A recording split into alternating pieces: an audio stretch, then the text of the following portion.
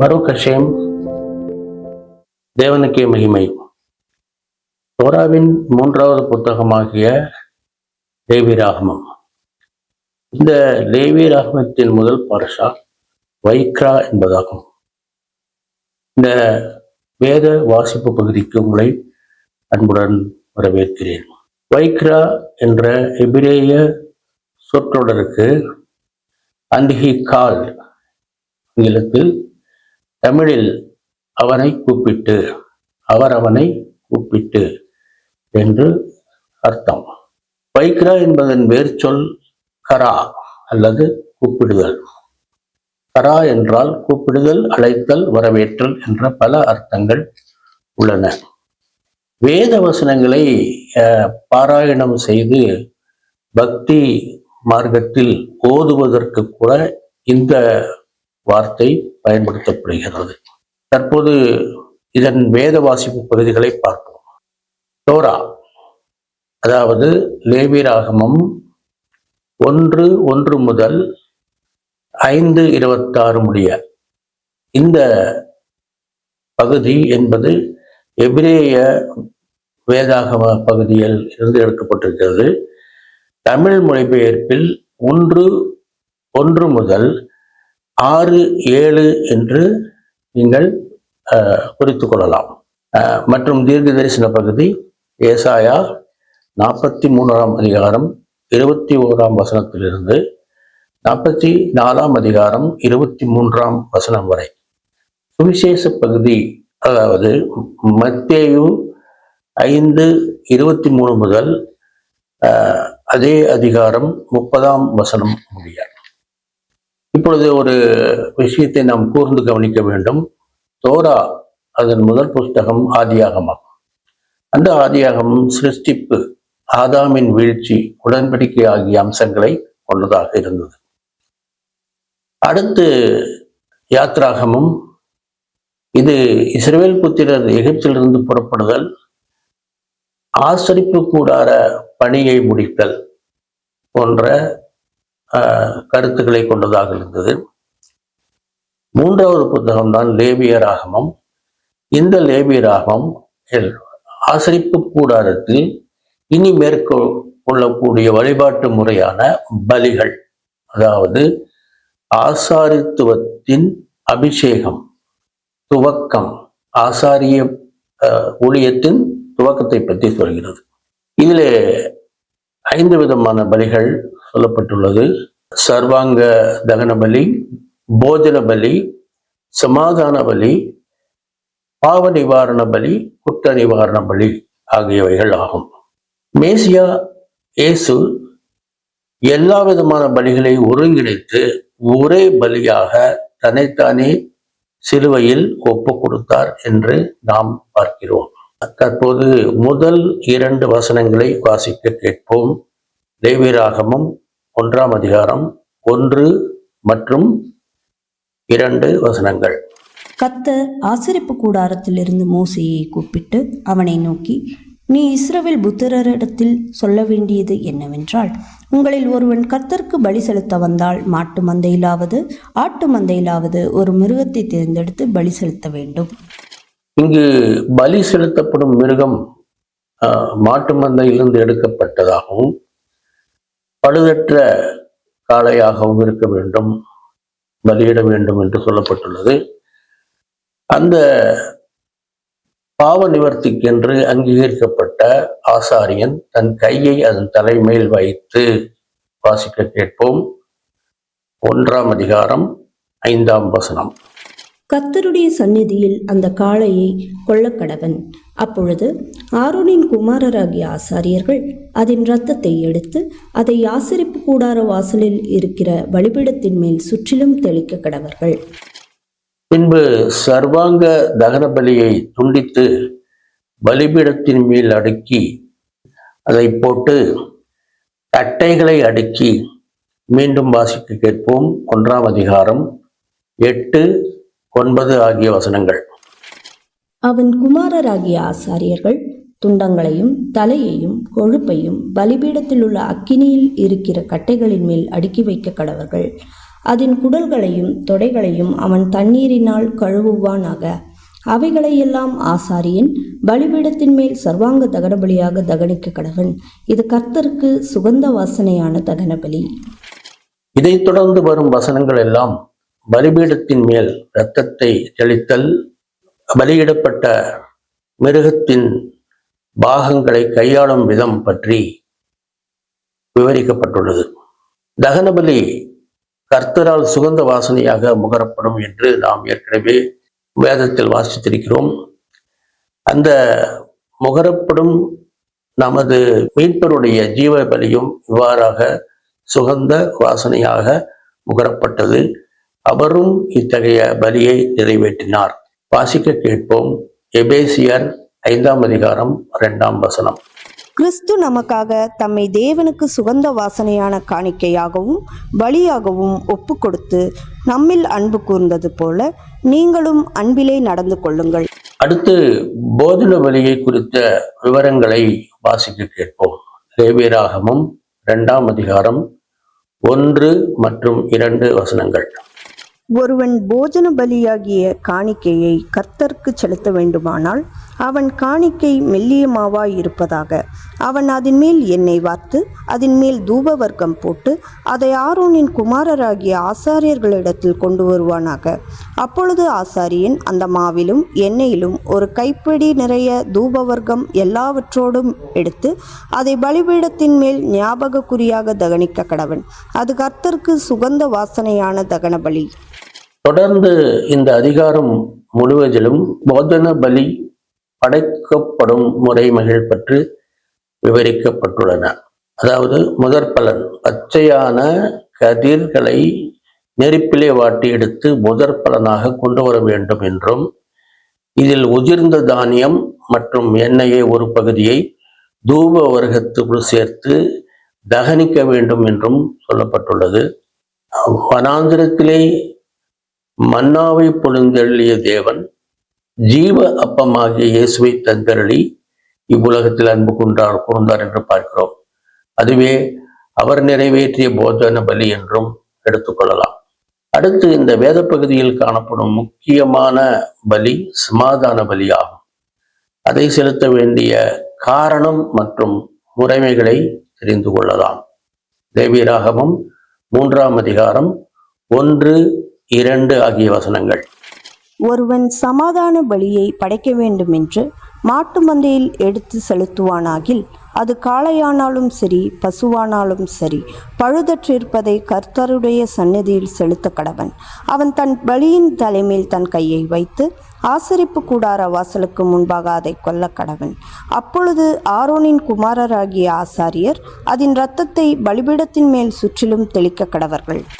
பின்பு பலியிடப்பட்ட மிருகத்தின் பாகங்களை எவ்வாறு தகன பலியாக செலுத்த வேண்டும் என்ற விவரம் முழுமையாக இப்பகுதியில் காணப்படுகிறது. அதாவது கொழுப்பையும் இரத்தத்தையும் புசிக்கலாகாது, அவைகள் தகனிக்கப்பட வேண்டும் என கட்டளையிடப்பட்டுள்ளது. மேலும் பாவ நிவாரண பலியாக கொல்லப்பட்ட பலி மிருகத்தின் பாகங்களை எப்படி கையாள வேண்டும் என்ற வசனங்களையும் இங்கு தியானிப்போம். 4ஆம் அதிகாரம் 2, 3, 4 ஆகிய வசனங்கள். நீ இஸ்ரவேல் புத்திரரிடத்தில் சொல்ல வேண்டியது என்னவென்றால், ஒருவன் கர்த்தருடைய கட்டளைகளில் யாதொன்றை அறியாமையினால் மீறி செய்யத்தகாததை செய்து பாவத்துக்கு உட்பட்டால் அறிய வேண்டியதாவது, அபிஷேகம் பெற்ற ஆசாரியன் ஜனங்கள் குற்றத்திற்கு உட்படத்தக்கதாக பாவம் செய்தால் தான் செய்த பாவத்தின் நிமித்தம் பழுதற்ற ஒரு இளம் காளையை பாவ நிவாரண பலியாக கர்த்தருடைய சந்நிதியில் கொண்டு வர கடவன். அவன் அந்த காளையை ஆசரிப்பு கூடார வாசலிலே கர்த்தருடைய சந்நிதியில் கொண்டு வந்து அதன் தலைமேல் தன் கையை வைத்து கர்த்தருடைய சந்நிதியில் அதை கொல்ல கடவன். இதைத் தொடர்ந்து இதை குறித்த கூடுதலான விவரங்களுக்காக வாசிக்கலாம் 4ஆம் அதிகாரம் 21ஆம் வசனம் கூட. பின்பு காளையை பாளையத்துக்கு புறம்பே கொண்டு போய் முந்தின காளையை சுட்டரித்தது போல சுட்டரிக்க கடவன். இது சபைக்காக செய்யப்படும் பாவ நிவாரண பலி. ஆசாரியன் தன் விரலை பலிமிருகத்தின் இரத்தத்தில் தோய்த்து பரிசுத்த ஸ்தலத்தின் திரைக்கு எதிரே 7 தரம் தெளிக்க வேண்டும். இப்படி 7 தரம் தெளிப்பதற்கும் ஒரு ஆவிக்குரிய உள்ளர்த்தம் உள்ளது. இதைத் தொடர்ந்து இன்னும் பல பகுதிகளிலும் இத்தகைய காரியங்கள் உள்ளன. பலிமிருகத்தின் கொழுப்பு மற்றும் சில பாகங்கள் தகனிக்கப்பட வேண்டும் என்று உறுதியாக கூறப்பட்டுள்ளது. இந்த பாவ நிவாரண பலியும் மேசியா இயேசுவின் கிருபாதார பலிக்கு ஒப்பிடலாம் என்பதையும் பின்வரும் வசனங்களில் காணலாம். வாசிக்க கேட்போம். 2 கொரிந்தியர் 5ஆம் அதிகாரம் 21ஆம் வசனம் மற்றும் 1 பேதுரு 1ஆம் அதிகாரம் 18 மற்றும் 19 வசனங்கள். நாம் அவருக்குள் தேவனுடைய நீதியாகும்படிக்கு பாவமறியாத அவரை நமக்காக பாவமாக்கினார். உங்கள் முன்னோர்களால் பாரம்பரியமாய் நீங்கள் அனுசரித்து வந்த வீணான நடத்தை நின்று அழிவுள்ள வஸ்துக்களாகிய வெள்ளியினாலும் பொன்னினாலும் மீட்கப்படாமல் குற்றமில்லாத மாசற்ற ஆட்டுக்குட்டியாகிய கிறிஸ்துவின் விலையேற பெற்ற இரத்தத்தினாலே மீட்கப்பட்டீர்கள் என்று அறிந்திருக்கிறீர்களே. இங்கே பாருங்கள், நாம் பொன்னினாலும் வெள்ளியினாலும் மீட்கப்படாமல் மாசற்ற ஆட்டுக்குட்டியின் ஆகிய கிறிஸ்துவின் விலையேற பெற்ற இரத்தத்தினால் மீட்கப்பட்டோம். அதாவது இங்கு ரான்சம், கிரயம் என்பது கிறிஸ்துவின் விலையேறப்பெற்ற இரத்தம் என்று காணப்படுகிறது. இப்படிப்பட்ட ரட்சிப்பு நமக்கு ஒரு நிலையான நித்திய ஜீவனை நமக்கு தருகிறதாகவும் நித்திய ஜீவனுக்குள் நம்மை பிரவேசிக்க செய்வதாகவும் உள்ளது. அடுத்து குற்ற நிவாரண பலியை குறித்து வாசிப்போம். லேவியராகமம் 5ஆம் அதிகாரம் 14, 15, 16 வசனங்கள். பின்னும் கர்த்தர் மோசேயை நோக்கி, ஒருவன் கர்த்தருக்குரிய பரிசுத்தமானவைகளில் குற்றம் செய்து அறியாமையினால் பாவத்துக்குட்பட்டால் அவன் தன் குற்றத்தின் நிமித்தம் பரிசுத்த ஸ்தலத்து சேக்கல் கணக்கின்படியே நீ அவன் மேல் சுமத்தும் அபராதம் எவ்வளவோ அவ்வளவு வெள்ளிச்சேக்கல் பெறும் பழுதற்ற ஒரு ஆட்டுக்கடாவை குற்ற நிவாரண பலியாக கர்த்தருடைய சந்நிதியில் கொண்டு வந்து பரிசுத்தமானதை குறித்து தான் செய்த தப்பிதத்தினால் உண்டான நஷ்டத்தை செலுத்தி அதனோடு 5இல் 1 பங்கை அதிகமாக கூட்டி ஆசாரியனுக்கு கொடுப்பானாக. குற்ற நிவாரண பலியாகிய ஆட்டுக்கடாவினாலே அவனுக்காக ஆசாரியன் பாவ நிவர்த்தி செய்ய கடவன். அப்பொழுது அது அவனுக்கு மன்னிக்கப்படும். பாவம் என்பது பொதுவாக மனித வாழ்வில் மறைவானதாகவும் இருக்கலாம். அதாவது மறைவான பாவங்களுக்கு என்னை விலக்கி அருளும் என்று பக்தன் வேண்டுவதை பார்க்கிறோம். பாவங்கள் பொதுவாக அதிகாரத்தால், அது அரசாங்கத்தால் மற்றும் சமூகத்தால் தண்டிக்கப்படுவதில்லை என்று பார்க்கிறோம். பாவங்கள் பொதுவாக சிறியதாகவும் இருக்கலாம், மிக பெரியதாகவும் இருக்கலாம். அதாவது ரிச்சுவலிஸ்டிக் ஜூஸ், அதாவது சடங்காச்சாரங்களை சரியாக பின்பற்றுகின்ற யூதர்கள் ஓய்வு நாளில் ஒரு 1/2 கிலோமீட்டர் தூரத்துக்கு மேலாக நடந்து போனால் கூட அது கூட பாவமாக கருதப்பட்டது. ஆகவே பாவ நிவாரண பலி ஒருவன் செலுத்தும் போது அது ஒரு பெரிய காரியமாக மற்றவர்களால் பார்க்கப்படுவதில்லை.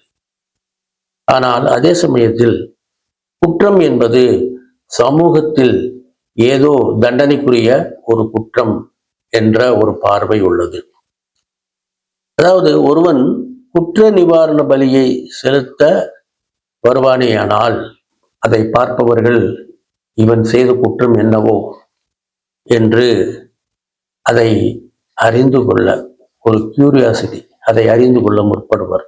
இவ்வாறாக மனிதர்கள் செலுத்த வேண்டிய தயங்கிய ஒரு குற்ற நிவாரண பலியை நமது மீட்பர் நமக்காக சிலுவையிலே செலுத்தினார் என்பது ஏசாயா தீர்க்கதரிசியால் முன்னுரைக்கப்பட்டது என்பதையும் காணலாம். வாசிக்க கேட்போம். ஏசாயா 53ஆம் அதிகாரம் 10ஆம் வசனம். கர்த்தரோ அவரை நொறுக்க சித்தமாகி அவரை பாடுகளுக்குட்படுத்தினார். அவருடைய ஆத்துமா தன்னை குற்ற நிவாரண பலியாக ஒப்பு கொடுக்கும் போது அவர் தமது சந்ததியை கண்டு நீடித்த நாளாயிருப்பார். கர்த்தருக்கு சித்தமானது அவர் கையினால் வாய்க்கும். முற்காலத்தில் குஷ்டரோகம் குணமாக்கப்பட முடியாத ஒரு ரோகமாக கருதப்பட்டது. அப்படியும் குஷ்டரோகம் குணமானால் ஒருவன் குற்ற நிவாரண பலியை செலுத்த வேண்டும். ஆனால் இஸ்ரவேலின் வரலாற்றில் குற்ற நிவாரண பலியை ஒருவன் செலுத்தியதாகவும் குஷ்டரோகம் ஒருவனுக்கு சுகமானதாகவும் ஒரு வரலாற்று நிகழ்வு நடந்ததில்லை என்று காணப்படுகிறது. எனவே முதல் முறையாக இயேசு ஒருவரே குஷ்டரோகிகளை தொட்டு சுகமாக்கினார். அதுவே அவருக்கு அடையாளமாகவும் இருந்தது. அதனால்தான் ஆசாரியனிடம் கொண்டு போய் காண்பித்து அதற்குரிய பலியை நிறைவேற்றும்படி அவர் கேட்டுக்கொண்டார். அப்டரா பகுதியில் தேவனால் மோசே அழைக்கப்பட்டார். அதாவது இந்த பார்சாவின் தலைப்பு அழைக்கப்படுதல் தான், அண்ட் ஹி கால்ட் என்பதுதான். மோசே அழைக்கப்பட்டார் என்பது இப்பகுதியின் முதல் வசனமாக உள்ளது. ஆனால் யாக்கோபு மற்றும் என்னும் இஸ்ரவேல் தேவனை நோக்கி கூப்பிடவில்லை. யாக்கோபு கூப்பிடவில்லை, ஆனால் யாக்கோபை தேவன் தெரிந்து கொண்டார். மேலும் நீயே என் தாசன் என்றும் அறிவித்தார். வாசிக்க கேட்கலாம். ஏசாயா 43, 21 மற்றும் 22 வசனங்கள். இந்த ஜனத்தை எனக்கென்று ஏற்படுத்தினேன், இவர்கள் என் துதியை சொல்லி வருவார்கள். ஆனாலும் யாக்கோபே, நீ என்னை நோக்கி கூப்பிடவில்லை. இஸ்ரவேலே, நீ என்னை குறித்து மனம் சலித்து போனாய். தொடர்ந்து இந்த பார்சாவின் அப்டாரா பகுதியில் மேலும் ஒரு வசனத்தை வாசிப்போம். ஏசாயா 44, 21. யாக்கோபே, இஸ்ரவேலே, இவைகளை நினை. நீ என் தாசன், நான் உன்னை உருவாக்கினேன். நீ என் தாசன், இஸ்ரவேலே, நீ என்னால் மறக்கப்படுவதில்லை. இதன் பின்வருபவை சுவிசேஷ பகுதியின் வசனங்களாகும். வாசிக்க கேட்போம். மத்தேயு 5ஆம் அதிகாரம் 23 மற்றும் 24 வசனங்கள். ஆகையால் நீ பலிபீடத்தின் இடத்தில் உன் காணிக்கையை செலுத்த வந்து உன் பேரில் உன் சகோதரனுக்கு குறை உண்டென்று அங்கே நினைவு கூறுவாயாகில் அங்கே தானே பலிபீடத்தின் முன் உன் காணிக்கையை வைத்து விட்டு போய் முன்பு உன் சகோதரனோடே ஒப்புரவாகி பின்பு வந்து உன் காணிக்கையை செலுத்து. நிறைவாக பலிகள் மற்றும் காணிக்கைகள் இவ்விரண்டும் தேவனை தொழுது கொள்ளும் ஒரு முறைமையாக அறிவிக்கப்பட்டது, முறைமையாக பின்பற்றவும் பட்டது. இந்த முறைமைகள் ஆதி காலத்தில் பின்பற்றப்பட்டதுக்கு ஒரு காரணம் என்னவென்றால், இரத்தம் சிந்துதலின்றி மீட்பு இல்லை என்ற ஒரு பலமான கருத்து இருந்தது. ஆகவே பலிகள் பாவ நிவாரணத்துக்காக செலுத்தப்பட்டது. பலிகளும் ஒரு வகையில் காணிக்கையும் ஒன்றாக கருதப்படும் அம்சங்கள் தான். காணிக்கை நன்றியை தெரிவிக்க நன்றி பலியாக ஏறெடுக்கப்பட வேண்டியது. ஆனால் தேவன் இந்நாட்களில் உதடுகளின் கனிகளாகிய ஸ்தோத்திர பலிகளையே அதிகம் விரும்புவராக இருக்கிறார். என்றால் இப்பொழுது அதாவது வேதாகமத்தின் முறைமைகளின்படி மிருக பலிகள் செலுத்தப்பட வேண்டியதில்லை. அதை தேவன் சிலுவையில் நீக்கி போட்டார். எனவே ஸ்தோத்திர பலிகள் தான் இப்பொழுது நமக்கு முக்கியமானவை. எனவே தேவன் நமது பலிகளை அவர் வெறுத்தார் என்றும் அது அருவருப்பாக உள்ளது என்றும் வசனங்கள் உள்ளன. அதை வாசித்து அறிகிறோம். ஆகவே இந்த உதடுகளின் ஸ்தோத்திரபடியால் மட்டுமே எப்பொழுதும் தேவனை கனம் பண்ணுவோமாக. நன்றி. ஷபாத் ஷலோம்.